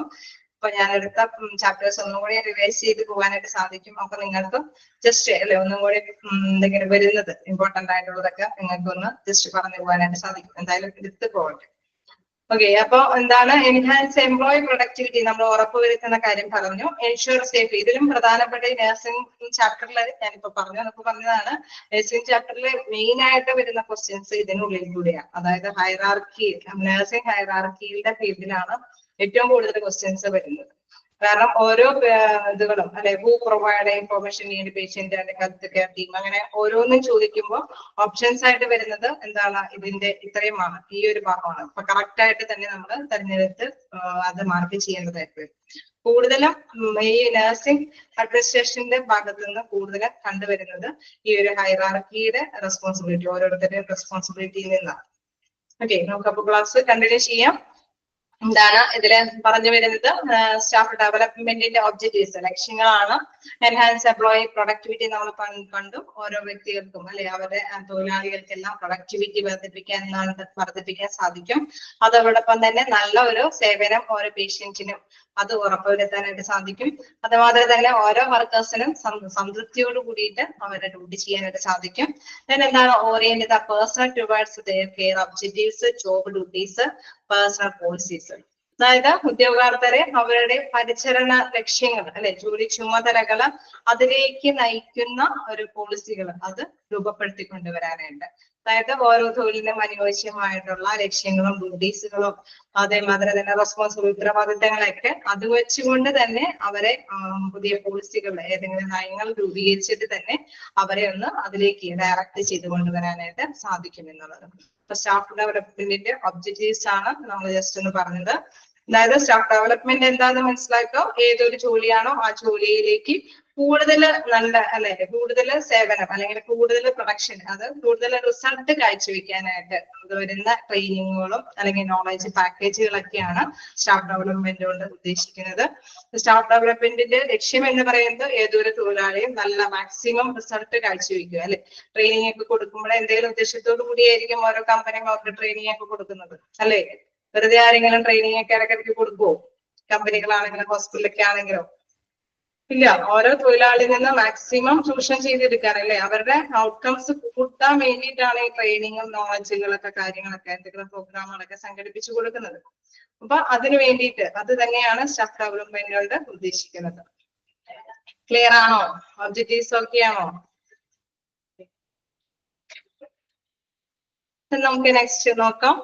എന്താണ് സ്റ്റാഫ് ഡെവലപ്മെന്റിന്റെ ടൈപ്സ് അല്ലെ? വ്യത്യസ്ത തരത്തിലുള്ള സ്റ്റാഫ് ഡെവലപ്മെന്റ് ഉണ്ട്. നമ്മൾ പറഞ്ഞായിരുന്നു വ്യത്യസ്ത തരത്തിലുള്ള ട്രെയിനിങ് പാക്കേജുകളാണോ ഓരോ തൊഴിലാളികൾക്ക് വേണ്ടി കൊടുക്കുന്നതെന്ന്. അപ്പൊ വ്യത്യസ്ത തരത്തിലുള്ള സ്റ്റാഫ് ഡെവലപ്മെന്റ് ട്രെയിനിങ്ങുകളുണ്ട്. ഇതൊന്ന് ജസ്റ്റ് നോക്കുക. ഏതെങ്കിലും ഓരോ ട്രെയിനിങ്ങുകളും എന്താണെന്നുള്ളത് മനസ്സിലാക്കി വയ്ക്കുക. ഇൻഡക്ഷൻ ട്രെയിനിങ് ഉണ്ട്, ജോബ് ഓറിയന്റേഷൻ ഉണ്ട്, ഇൻ സർവീസ് എഡ്യൂക്കേഷൻ ഉണ്ട്, കണ്ടിന്യൂയിങ് എഡ്യൂക്കേഷൻ ഉണ്ട്. Okay, types of staff development. Types of staff ഡെവലപ്മെന്റില് 4 ഉള്ളത്. ഇൻഡക്ഷൻ ട്രെയിനിങ് അല്ലെ? First one induction training. എന്താണ് ഇൻഡക്ഷൻ ട്രെയിനിങ്ങിൽ ചെയ്യുന്നത്? It's a training given to new employees by the employer in order to help in adjustment to their new job and familiarize with their new work environment and the people who are working around them. അതായത് ഇപ്പൊ ഒരു പുതിയ തൊഴിലിന് വേണ്ടിയിട്ട് ഒരു വ്യക്തികൾ വന്നേക്കാണ് അല്ലെ? Candidates അവരുടെ അക്കാദമിക് ക്വാളിഫിക്കേഷൻ ഒക്കെ ആയിട്ട് വന്നേക്കാണ്. നമുക്കറിയാം അവിടെ തൊഴിൽ ചെയ്യണമെങ്കിൽ ഒരു പരിചയം വേണം അല്ലെ? ഒരു പരിചയ സമ്പത്ത് വേണം അല്ലെ? അതിനു വേണ്ടിയിട്ട് എന്താ ചെയ്യുക? എംപ്ലോയർ, തൊഴിലുടമ അവർക്ക് ആ തൊഴിൽ ചെയ്യാനായിട്ടുള്ള അല്ലെ അവരുടെ തൊഴിലാളികളുടെ അവിടെ വർക്ക് ചെയ്യുന്ന, നമുക്കറിയാം ഒരു സ്റ്റാഫ് നഴ്സ് ആണ് എങ്കിൽ അവിടെ ഓൾറെഡി എന്താണ് പേഷ്യൻസ് ഉണ്ട്, നഴ്സുമാർ ഡ്യൂട്ടി ചെയ്യുന്നുണ്ട് അല്ലെ? അപ്പൊ ആ ചെയ്തുകൊണ്ടിരിക്കും. ഓക്കെ, ഇന്റേൺഷിപ്പ് പോലെ. ഓക്കെ, ഇന്റേൺഷിപ്പ് പോലെ തന്നെ അവരെ ഡ്യൂട്ടിയിലേക്ക് ഏർപ്പെടുത്താണ്. അപ്പൊ അവരെന്താ ചെയ്യുക?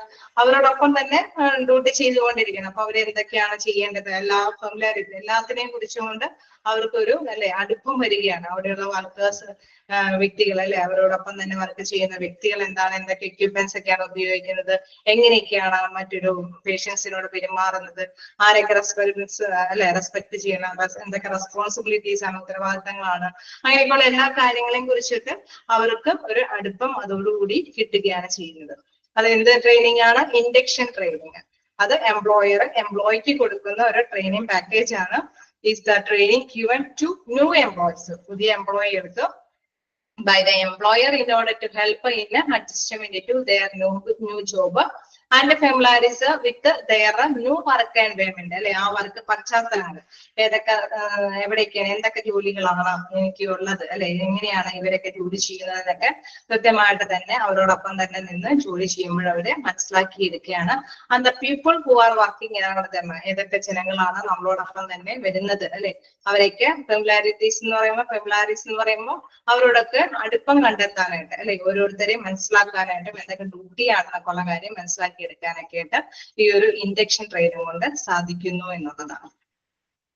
അപ്പൊ ന്യൂ എംപ്ലോയീസിന് എംപ്ലോയർ കൊടുക്കുന്ന ഒരു ട്രെയിനിങ് മെത്തേഡാണ് ഇൻഡക്ഷൻ ട്രെയിനിങ്. ക്ലിയർ ആയോ എന്താണ് ഇൻഡക്ഷൻ ട്രെയിനിങ് എന്നുള്ളത്? ഓക്കെ ആണോ? നെക്സ്റ്റ്, എന്നോടൊപ്പം പോകാൻ പറ്റുന്നില്ലേ? ക്യാച്ച് ചെയ്യാൻ പറ്റുന്നില്ലേ? ജോബ് ഓറിയന്റേഷൻ എന്താണ്? അടുത്ത ഒരു ട്രെയിനിങ് രീതിയാണ്. നോക്കുക, the process of making aware of an individual of his or her roles, responsibility and relationship in the new work situations. അവിടെ പ്രധാനമായിട്ടും വരുന്നത് എന്താണ്?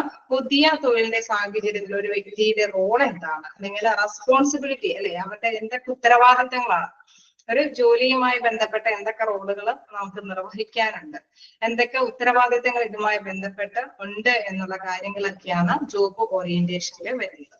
അപ്പൊ അവയെ കുറിച്ചിട്ട് അല്ലെ, അവയെ കുറിച്ചിട്ടുള്ള ഒരു ബോധവാന്മാരാക്കുന്ന ഒരു പ്രക്രിയയാണ് എന്ത് ജോബ് ഓറിയന്റേഷനിൽ വരുന്നത്. ദ പ്രോസസ് എന്ന് പറയുമ്പോൾ ഒരു പ്രക്രിയയാണ്.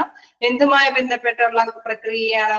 പുതിയ ജോലിയുടെ അല്ലെ ഓരോ വ്യക്തിക്കുമുള്ള, തൊഴിലാളിക്കുള്ള റോള്, പങ്ക് എന്താണ്, എന്തൊക്കെ റെസ്പോൺസിബിലിറ്റീസ് ഉണ്ട്, ആരൊക്കെ ആയിട്ടുള്ള ബന്ധം അല്ലെ, അതൊക്കെ ആരൊക്കെ ആയിട്ടുള്ള ഉത്തരവാദിത്തങ്ങളുണ്ട്, ഇതെല്ലാം എന്താണ് ആ വ്യക്തിയുമായിട്ട് ബന്ധപ്പെട്ട് മനസ്സിലാക്കുക അല്ലെ. മേക്കിംഗ് അവെയർ എന്ന് വെച്ച് കഴിഞ്ഞാൽ മനസ്സിലാക്കിയെടുക്കുന്ന ഒരു പ്രോസസ്സാണ് ജോബ് ഓറിയന്റേഷനിൽ നടക്കുന്നത്. It is an individualized training program meant to get a newly hired employee more familiarized with their responsibilities.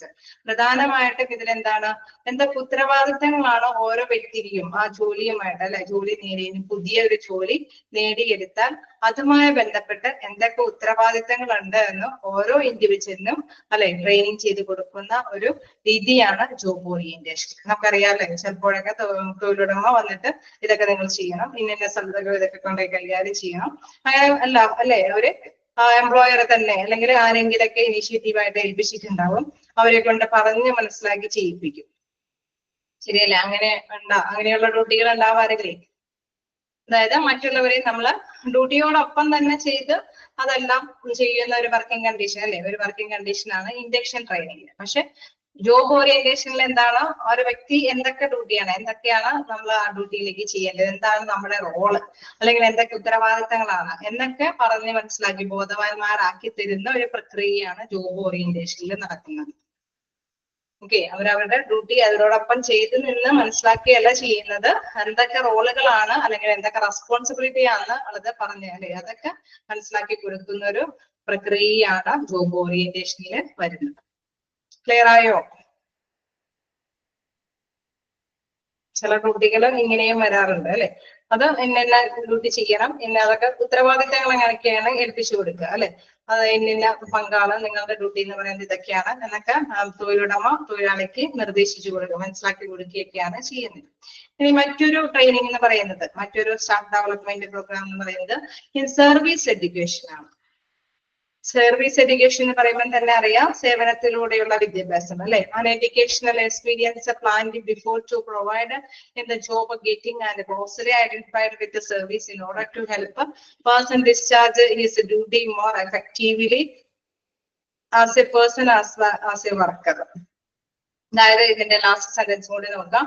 It is thus a planned instructional or a training program given by an employee agency in the employment setting. അതായത് ഇത് ഏതെങ്കിലും ഒരു ഏജൻസികളൊക്കെയാണ് നമ്മൾ ചെയ്തു തരുന്നത്. അതായത് നമുക്ക് ഒരു തൊഴിൽ കിട്ടാൻ ചാൻസ് ഒക്കെ ഉണ്ടെങ്കിൽ ആ തൊഴിലിനോട് നമുക്കറിയാം നമ്മൾ കുറച്ച് സമയത്തിനുള്ള നമുക്ക് അതിന്റെ റിസൾട്ട് കാണിച്ചു കൊടുക്കണം. ആ റിസൾട്ട് ഓക്കെ ആണെങ്കിൽ മാത്രമാണ് അവർ നമുക്ക് അപ്പോയിന്റ്മെന്റ് ഒക്കെ തരുള്ളൂ. അപ്പൊ അതിന് വേണ്ടിയിട്ട് എന്താണ് കാൻഡിഡേറ്റ്സ് എന്ത് ചെയ്യും, ക്വാളിഫിക്കേഷൻ ഒക്കെ കിട്ടുമ്പോൾ ഏതെങ്കിലും ഏജൻസിനെ സമർപ്പിക്കും. എന്നിട്ട് ഏജൻസിയിൽ നിന്ന് തന്നെ അവരെന്താണ് ഒരു തൊഴിലുമായി ബന്ധപ്പെട്ട കുറച്ച് കാര്യങ്ങളെല്ലാം സ്കില്ലും കാര്യങ്ങളൊക്കെ അല്ലെ സ്കില്ല് ചെയ്യാനുള്ള കഴിവും അല്ലെങ്കിൽ എന്തൊക്കെ സേവനങ്ങളാണ് ചെയ്യേണ്ടത് അതൊക്കെ അവർ നേടിയെടുത്തതിന് ശേഷമാണ് ഇന്റർവ്യൂവും കാര്യങ്ങളൊക്കെ വരുമ്പോൾ അവിടേക്ക് നേരിട്ട് ചെന്ന് അവരവരുടെ ഡ്യൂട്ടി അവരവരുടെ പെർഫോമൻസ് കാഴ്ചവെക്കുന്നത്. അപ്പൊ ഈ ഒരു ഡ്യൂട്ടി എന്ന് പറയുന്നത് ഒരു ഏജൻസികളാണ് പ്രദാനം ചെയ്യുന്നത്. ഇൻ സർവീസ് എഡ്യൂക്കേഷൻ, സേവനത്തിലൂടെയുള്ള എഡ്യൂക്കേഷൻ. നമുക്കറിയാം ഇങ്ങനെ ഒരു ഏജൻസിയിലൊക്കെ പോയി പ്രാക്ടീസ് ഒക്കെ കിട്ടണമെങ്കിൽ എന്താണ് ചിലപ്പോൾ അവിടെ പേയ്മെന്റ് ഒക്കെ കൊടുക്കേണ്ടതായിട്ട് വരും, അല്ലെങ്കിൽ അവര് എന്താണ് ചെറിയൊരു സാലറിക്ക് ആയിരിക്കും നമുക്ക് തരുന്നത് അല്ലെ. അങ്ങനെയൊക്കെയുള്ള രീതിയിലുള്ള ട്രെയിനിങ് ആണ് ഇൻ സർവീസ് എഡ്യൂക്കേഷനിൽ വരുന്നത്. അതിന്റെ education experience planned before to provide in the job sitting and closely identified with the service in order to help a person discharge his duty more effectively as a person and worker. അപ്പൊ സാധാരണ രീതിയിൽ ഒരു വ്യക്തി എന്ന നിലയിലും തൊഴിലാളി എന്ന നിലയിലും കൂടുതൽ ഫലപ്രദമായിട്ട് തന്റെ ചുമതലകൾ നിർവഹിക്കാൻ വ്യക്തിയെ സഹായിക്കുന്നതിന് അല്ലെ ജോലി ക്രമീകരണങ്ങളൊക്കെ എങ്ങനെയാണ് എന്നുള്ളതൊക്കെ മനസ്സിലാക്കി കൊടുക്കുന്നത് ഏജൻസി വഴിയാണ്. ആ ഏജൻസിയിൽ നിന്ന് അവരത് സമ്പാദിക്കുകയാണ് ചെയ്യുന്നത്. അതും ഒരു തരത്തിൽ പറയുമ്പോൾ ഒരു സ്റ്റാഫ് ഡെവലപ്മെന്റ് പ്രോഗ്രാം തന്നെയാണ്. ഓക്കെ, അപ്പൊ ആദ്യം നമ്മൾ കണ്ടു എംപ്ലോയിഡ് അല്ലെ ഒരു ജോലിയോട് റിലേറ്റ് ചെയ്ത് തന്നെ പ്രവർത്തിക്കാനായിട്ട് അവസരം കൊടുത്തിട്ട് അവരെ ട്രെയിനിങ് കണ്ടെത്തുന്നതാണ്. അവരെ നോളജ് അല്ലെ അവരുടെ സ്വന്തം നോളജും സ്കില്ലും വർദ്ധിപ്പിക്കുന്നതാണ്. മറ്റൊന്ന് അല്ലെ എംപ്ലോയർ കൃത്യമായിട്ട് തന്നെ ഉത്തരവാദിത്തങ്ങൾ എന്താണ്, നിങ്ങളുടെ പങ്ക് എന്താണെന്നുള്ള റോൾ എന്താണെന്നുള്ളത് കൃത്യമായിട്ട് നിർവഹിച്ച് അല്ലെ മനസ്സിലാക്കി കൊടുക്കുന്ന പ്രക്രിയയാണ്. തേർഡ് വണ്ണില് ഏജൻസി മുഖേന ഓരോ ഡ്യൂട്ടി അല്ലെ അത് എങ്ങനെയാണ് ചെയ്യേണ്ടത് അല്ലെങ്കിൽ എങ്ങനെ എത്ര സ്പീഡിൽ ചെയ്യണം എന്നൊക്കെ അത് സമ്പാദിക്കുകയാണ് ചെയ്യുന്നത്. പിന്നെ ഫോർത്ത് വൺ എന്താണ് കണ്ടിന്യൂയിങ് എഡ്യൂക്കേഷൻ. കണ്ടിന്യൂയിങ് എഡ്യൂക്കേഷൻ എന്ന് പറയുന്നത് it's all the learning activities അത് എന്താ പറയുന്നത് that happen after an individual has completed his basic education. It involves a planned learning experience beyond a basic nursing education program. അതായത് continuing education എന്ന് പറയുമ്പോൾ നമുക്കറിയാം academic qualification ഒക്കെ കഴിഞ്ഞിട്ട് അവർ എഡ്യൂക്കേഷന്റെ ഭാഗമായിട്ട് തന്നെ നമ്മൾ നേരത്തെ പറഞ്ഞ മാതിരി ഇന്റേൺഷിപ്പ് ഒക്കെ എടുക്കാനായിട്ട് ഏതെങ്കിലും സ്ഥാപനത്തിൽ അല്ലെ നമ്മൾ സാലറി പ്രതീക്ഷിച്ചുകൊണ്ടല്ല, നമുക്ക് എക്സ്പീരിയൻസ് മാത്രം നേടിയെടുക്കാൻ വേണ്ടിയിട്ട് ഒരു എഡ്യൂക്കേഷന്റെ തന്നെ ഭാഗമായിട്ട് തന്നെയാണ് ഈ ഒരു എക്സ്പീരിയൻസിന് വേണ്ടിയിട്ട് പോകുന്നത്. This all the learning activities നമുക്കറിയാം ചില സ്ഥാപനങ്ങൾ എഡ്യൂക്കേഷനോടൊപ്പം തന്നെ ഇങ്ങനത്തെ ഉള്ള ഇല്ലേ സർവീസും കൂടി പ്രദാനം ചെയ്യാറുണ്ട് അല്ലെ. ചിലപ്പോഴൊക്കെ എഡ്യൂക്കേഷൻ അക്കാദമിക് ക്വാളിഫിക്കേഷൻ തന്നെ മാത്രം തന്നിട്ടായിരിക്കും ചില ഇൻസ്റ്റിറ്റ്യൂഷൻസ് എല്ലാം ഇവർക്ക് പാസ് ഔട്ട് ചെയ്യുന്നത്. അങ്ങനെ വരുമ്പോഴെന്താണ്, അങ്ങനെയുള്ള സ്ഥാപനങ്ങളിൽ നിന്ന് വരുന്നവർക്ക് എങ്ങനെയെങ്കിലും ഒരു ട്രെയിനിങ് നേടിയിരിക്കേണ്ടതുണ്ടാവും. അപ്പൊ അവരെങ്ങനെയാണ് ഈ ഒരു എഡ്യൂക്കേഷന്റെ ഭാഗമായി തന്നെ ഏതെങ്കിലും പ്ലേസുകളിലൊക്കെ പോയിട്ട് എന്തെങ്കിലും ഇന്റേൺഷിപ്പും കാര്യങ്ങളൊക്കെ ചെയ്ത് ആ നോളജും അല്ലെ ആ സ്കില്ലും വളർത്തിയെടുക്കാനായിട്ട് ശ്രമിക്കും. These all the learning activities that happen after an individual has completed his basic education. Basic എഡ്യൂക്കേഷന് ശേഷമാണ് ഇവര് ഈ ഒരു കാര്യം അല്ലെ അവരുടെ ആ ഒരു കഴിവ് വർദ്ധിപ്പിക്കാൻ വേണ്ടിയിട്ടുള്ള ലേണിംഗ് അത് പഠിച്ചെടുക്കുന്നത്. Then it involves a planned learning experience. ഇത് മുൻകൂട്ടി കണ്ടുകൊണ്ടാണ് ഈ ലേണിംഗ് എക്സ്പീരിയൻസ് സ്വന്തമാക്കുന്നത്. Beyond a basic nursing education program nursing education പ്രോഗ്രാമിന് ശേഷം പ്ലാൻ ചെയ്തിട്ട് തന്നെയാണ് ഈ ഒരു ഇന്റേൺഷിപ്പ് ഒക്കെ അവര് സ്വന്തമാക്കുന്നത്. ഓക്കെ, ക്ലിയർ ആയോ? സ്റ്റാഫ് ഡെവലപ്മെന്റ് 4 തരത്തിലുണ്ട് എന്ന് മനസ്സിലാക്കി വെക്കാം. ന്യൂ ആയിട്ടുള്ളവർക്ക് കൊടുക്കുന്ന ഒരു training, induction training, job orientation, in service education, continuing education.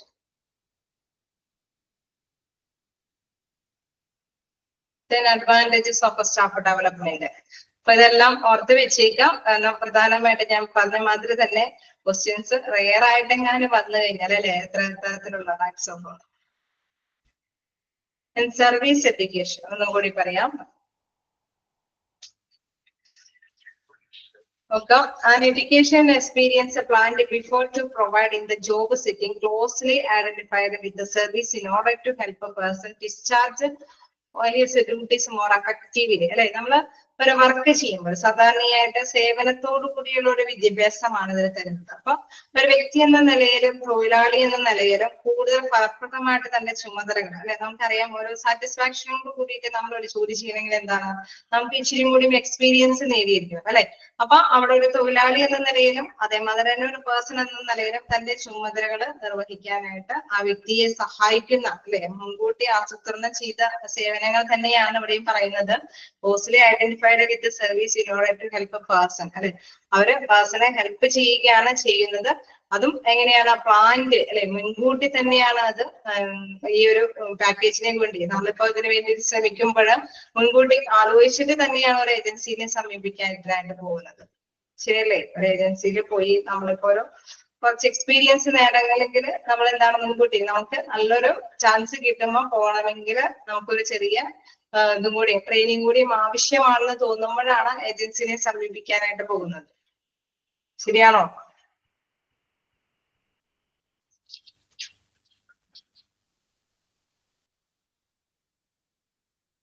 ശരിയാണോ? അങ്ങനെ ആരെങ്കിലൊക്കെ ഇപ്പൊ ഓരോ CA-ക്കാരന്റെ അടുത്തൊക്കെ പ്രാക്ടീസിന് പോകും ചിലരൊക്കെ അല്ലെ, അങ്ങനെ പോകാറുണ്ട്. അതിന് എന്തിനു വേണ്ടിയിട്ട് പ്രാക്ടീസിന് ഒരു അക്കൗണ്ടന്റ് ആവുന്നതിന് മുമ്പ് ഒരു പക്ഷെ 1 വർഷത്തേക്കൊക്കെ 1-2 വർഷത്തേക്കൊക്കെ ഒരു CA-ക്കാരന്റെ അടുത്ത് പ്രാക്ടീസിന് പോയിട്ട് പോകുവാനായിട്ട് അവൻ തയ്യാറാവുന്നത് എന്തുകൊണ്ടാണ്? അവന് കുറച്ച് നോളജും സ്കില്ലും വർദ്ധിപ്പിക്കാൻ വേണ്ടിയിട്ടാണ്. ശരിയല്ലേ?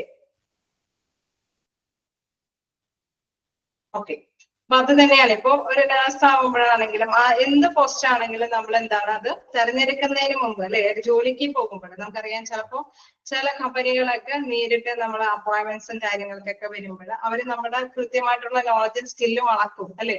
അത് ഇന്റർവ്യൂ കാര്യങ്ങളൊക്കെ നടത്തുമ്പോൾ അളക്കും. അപ്പൊ തീർച്ചയായിട്ടും അവര് പറയുന്ന എന്തെങ്കിലും കാര്യങ്ങൾ കൃത്യമായിട്ട് ചെയ്തു കൊടുക്കണമെങ്കിൽ നേരത്തെ കൂട്ടി ഒരു എക്സ്പീരിയൻസ് നോളജ് നേടിയിരിക്കണം. അപ്പൊ അത് തന്നെയാണ് ഇവിടെ പറയുന്നത് educational experience planned before to provide in the job setting. Job set ചെയ്യുന്നതിന് മുമ്പ് തന്നെ അവര് പ്ലാൻ ചെയ്യുകയാണ് അല്ലെ. എഡ്യൂക്കേഷണൽ ആയിട്ടുള്ള എക്സ്പീരിയൻസിനെ കുറിച്ചിട്ട് പ്ലാൻ ചെയ്യുകയാണ്. And closely identified with services in order to help person discharge his duties more effectively as a person and as a worker. ഇത് ഒരു വ്യക്തി എന്ന നിലയിൽ മാത്രമല്ല ഒരു തൊഴിലാളി എന്ന നിലയിലും എന്റെ അല്ലെ സ്വന്തമായിട്ട് ആഗ്രഹം വരികയാണ് ഇങ്ങനെ ഒരു സർവീസ് നന്നായിട്ട് കാഴ്ചവെക്കണമെങ്കിൽ എനിക്ക് അതുമായി ബന്ധപ്പെട്ട് ക്ലോസ് ആയിട്ട് തന്നെ ജോലി ചെയ്യാനായിട്ട് വേണം അല്ലെ, ഒരു അവസരം വേണം എന്നുള്ളത്. It is thus a planned instructional or a training program given by an employee agency in the employment settings. ചിലപ്പോഴൊക്കെ നമുക്കറിയാം, നമ്മളിപ്പോ നഴ്സുമാരുടെ ഫീൽഡ് മാത്രമല്ല എടുക്കേണ്ടത്, ചിലപ്പോഴൊക്കെ ഇത് കോമൺ ആയിട്ട് തന്നെയുള്ള ഒരു കാര്യങ്ങളൊക്കെയാണ് അല്ലെ. അപ്പോ നമ്മളിപ്പോ ഒരു അക്കൗണ്ട്സുമായി ബന്ധപ്പെട്ട അല്ലെങ്കിൽ ടെക്നിക്കൽ ആയിട്ടുള്ള കാര്യങ്ങളൊക്കെ ആയിട്ട് വരുമ്പോൾ എന്താണ്, അവരുടെ ഓഫീസ് വർക്ക് നന്നായിട്ട് സ്മൂത്ത് ആയിട്ട് റൺ ചെയ്യാനായിട്ട് ഏതെങ്കിലും ഒരു ഏജൻസിനെ ഏൽപ്പിക്കും അല്ലെ. ഇങ്ങനെയുള്ള വ്യക്തികൾക്ക് നിങ്ങൾ 3 മാസത്തേക്ക് ട്രെയിനിങ് കൊടുക്കണം. അതെന്തിനു വേണ്ടിയിട്ട് അങ്ങനെ ട്രെയിനിങ് കൊടുക്കുന്നത്? ആ ജോലി അവരുടെ സ്ഥാപനത്തിൽ നന്നായിട്ട് ആക്റ്റീവായിട്ട് വർക്ക് ചെയ്യാൻ വേണ്ടിയിട്ട് എന്ത് ചെയ്യും, അവർ ആ ഏജൻസിയിൽ പോയിട്ട് ട്രെയിനിങ് ഒക്കെ നേടിയിട്ട് തിരിച്ചു വരും അല്ലെ. കമ്പനിയിലേക്ക് വന്നിട്ട് അവരുടെ ഡ്യൂട്ടി നന്നായിട്ട് തന്നെ മൂവ്മെന്റ് ചെയ്യും, നന്നായിട്ട് തന്നെ കൊണ്ടുപോകും. ഓക്കെ, അങ്ങനെ പ്ലേസ്മെന്റുകൾ അല്ലെ, അവര് നമ്മൾ നേരത്തെ കൂട്ടി ജോലി കണ്ടെത്തുന്നതിന് മുമ്പുമാകാം, ചിലപ്പോ കമ്പനികൾ തന്നെ അല്ലെ, ഓരോ സ്ഥാപനങ്ങൾ തന്നെ ഈ ഒരു ട്രെയിനിങ് പാക്കേജ് ഏതെങ്കിലും ഏജൻസികളെ ഏൽപ്പിച്ചിട്ട് അവരുടെ കമ്പനിയുടെ നല്ല വളർച്ചയ്ക്ക് വേണ്ടിയിട്ട് ചില തൊഴിലാളികൾക്ക് വേണ്ടിയിട്ട് ചെയ്തു കൊടുക്കും. അതൊക്കെ തന്നെ എന്താണ്, സ്റ്റാഫ് ഡെവലപ്മെന്റിന്റെ ഒരു സാധ്യതകളാണ്. ക്ലിയർ ആയോ? Third point, in service education. ഒരു സ്ഥാപനം അത് നന്നായിട്ട് തന്നെ അല്ലെ, അവരുടെ സ്ഥാപനം നന്നായിട്ട് തന്നെ മൂവ് ചെയ്യാൻ വേണ്ടിയിട്ട് ആ സ്ഥാപനം തന്നെ ചിലപ്പോൾ ഏജൻസികളെ ഏൽപ്പിച്ചിട്ട് ഒരു ട്രെയിനിങ് ഇങ്ങനെ വരുമ്പോൾ നിങ്ങൾക്ക് ചിലപ്പോൾ പെട്ടെന്ന് ക്യാച്ച് ചെയ്യാൻ സാധിച്ചിട്ടുണ്ടാവും. അതായത് നമ്മൾ ഏതെങ്കിലും ഒരു ഹോസ്പിറ്റൽ ആണെങ്കിൽ തന്നെ ഹോസ്പിറ്റലിൽ ഇപ്പോൾ കമ്പ്യൂട്ടറൈസ്ഡ് കാര്യങ്ങളൊക്കെ പുതിയതായിട്ട് അല്ലെ ഏതെങ്കിലുമൊക്കെ സോഫ്റ്റ്വെയർ കൊണ്ടുവന്ന് ഇറക്കിയാണ്. ചിലപ്പോൾ ടെക്നിക്കലായിട്ട് അവർക്ക് അവയർനെസ് ഉണ്ടായിരുന്നു വരില്ല. അപ്പൊ എന്താണ്, അതിന് വേണ്ടിയിട്ട് ഒരാഴ്ചത്തെ കോഴ്സോ അല്ലെ ഒരാഴ്ചത്തെ ഒരു ട്രെയിനിങ് പാക്കേജ് ഒക്കെ ഏതെങ്കിലും ഏജൻസിനെ കൊണ്ടൊക്കെ ഏൽപ്പിക്കും. അവരെന്ത് ചെയ്യും, ആ ടെക്നിക്കൽ ആയിട്ടുള്ള സ്റ്റാഫുകളൊക്കെ അവിടെ പോയി അവരുടെ കാര്യങ്ങൾ അല്ലെ അവരുടെ ട്രെയിനിങ് പാക്കേജ് ഒക്കെ അത് ക്യാച്ച് ചെയ്തതിനു ശേഷം സ്വന്തം ഹോസ്പിറ്റലിലേക്ക് വന്ന് അവരവരുടെ ഡ്യൂട്ടി കൈകാര്യം ചെയ്യും. ആ ഒരു ട്രെയിനിങ് ആണ് ഇൻ സർവീസ് എഡ്യൂക്കേഷൻ. ഓക്കെ, മനസ്സിലായോ?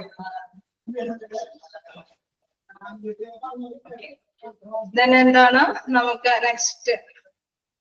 ഓക്കെ, അടുത്ത് ഇത് എടുക്കാനായിട്ട് സാധിക്കില്ല. അപ്പൊ നമ്മള് കണ്ടത് എന്താണ്, നമ്മുടെ സ്റ്റാഫ് ഡെവലപ്മെന്റിന്റെ ആണ് റോളും അഡ്വാൻറ്റേജസും കൂടി എടുക്കാനുണ്ട്. അഡ്വാൻറ്റേജസ് പറഞ്ഞു പോയാലോ? കുഴപ്പമുണ്ടാവോ? ഇല്ല, 5 മിനിറ്റ് ഇല്ലേ?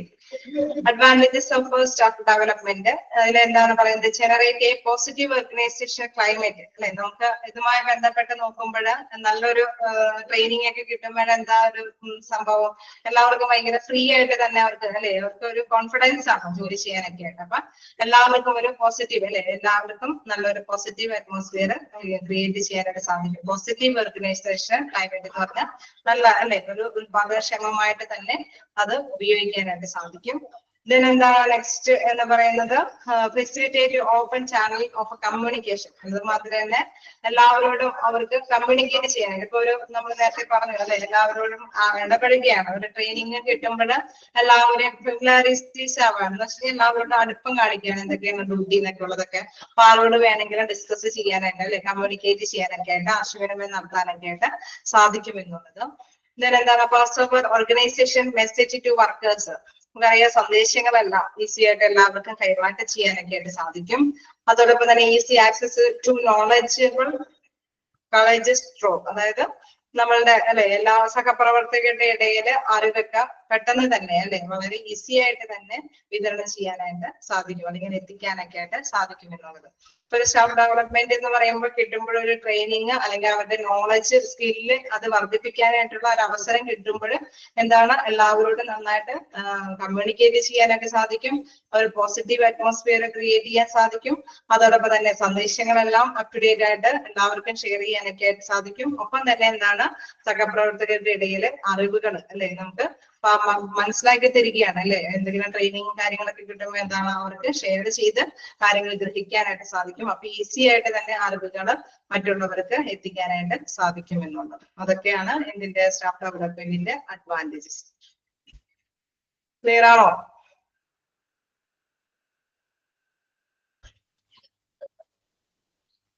ഡൗട്ടുകളുണ്ടോ? ഓക്കെ, എന്തെങ്കിലും ചോദിക്കാനുണ്ടെങ്കിൽ ചോദിക്കാം.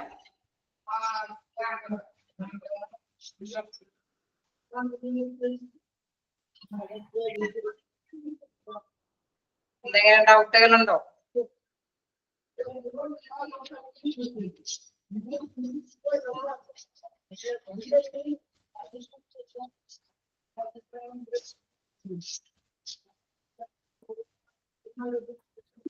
ഡൗട്ട് അല്ല, ഈ ഓരോ ചാപ്റ്റർ എടുക്കുമ്പോഴേ അതിലെ ഇമ്പോർട്ടന്റ് ആയിട്ടുള്ളത് അണ്ടർലൈൻ ചെയ്യാൻ എല്ലാ മിസ്സുമാരും പറഞ്ഞു തരാറുണ്ട്. ഈ ലൈൻ അണ്ടർലൈൻ ചെയ്യൂ എന്ന് പറഞ്ഞിട്ട് പറഞ്ഞു തരാറുണ്ട്. അപ്പൊ നമ്മൾ അത് അണ്ടർലൈൻ ചെയ്ത് വെക്കുമ്പോൾ നമ്മൾ ആ ചാപ്റ്റർ എടുത്ത് നോക്കുമ്പോൾ നമുക്ക് അത് സ്ട്രെസ് ചെയ്ത് വായിക്കാനും മോക്ക് ടെസ്റ്റ് അറ്റൻഡ് ചെയ്യുമ്പോൾ കിട്ടുന്നുണ്ട്. മിസ് എടുത്ത ചാപ്റ്ററിൽ അങ്ങനെ പറയാത്ത കാരണം ആ ചാപ്റ്റർ ടെക്സ്റ്റിൽ ബ്ലാങ്ക് ആയിട്ടാണ് കിടക്കണത്. അതിലൊന്നും മാർക്ക് ചെയ്തിട്ടില്ല. അതുകൊണ്ട് നമുക്ക് വായിക്കാൻ തന്നെ ഒരു ഇൻട്രസ്റ്റ് തോന്നുന്നില്ല. അപ്പൊ ഇമ്പോർട്ടന്റ് ആയതൊന്നും പറഞ്ഞിരുന്നെങ്കിൽ നന്നായിരുന്നു. ഓക്കെ, അപ്പൊ ഇപ്പൊ ഇന്ന് ഞാൻ എടുത്തതില് ഞാൻ ജസ്റ്റ് ഒന്ന് പറഞ്ഞിരുന്നു എന്നാണ് എനിക്ക് തോന്നുന്നത്. അതായത് ഞാൻ നോട്ട് ചെയ്യാൻ പറയുന്നത് എന്നുള്ളത് അണ്ടർലൈൻ ചെയ്യാൻ തന്നെയാണ് ഞാൻ മെയിൻ ചെയ്യുന്നത്. അപ്പോ ഇന്നിപ്പോ ഞാൻ എടുത്തതില് ജസ്റ്റ് ഒന്ന് നിങ്ങൾ നോക്കിക്കോളൂ.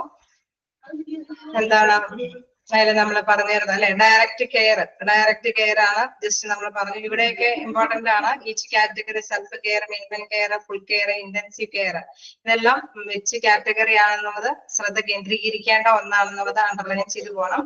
കാരണം അത് ബേസ് ചെയ്തിട്ട് മാത്രമേ നമ്മള് പേഷ്യന്റിനെ അല്ലെ ഓരോ നഴ്സുമാരുടെ എണ്ണൊക്കെ തീരുമാനിക്കാനായിട്ട് സാധിക്കുള്ളൂ.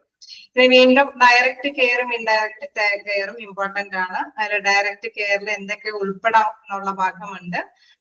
അതും അണ്ടർലൈൻ ചെയ്യുക. Direct care consist of feeding, treatment, mobility and meditation. അതൊക്കെ കാരണം ക്വസ്റ്റ്യൻസ് വരുമ്പോൾ ചിലപ്പോഴൊക്കെ ഇതിൽ പെടുന്നത് എന്നൊക്കെയുള്ള രീതിയിൽ ക്വസ്റ്റ്യൻസ് ചോദിക്കാറുണ്ട്.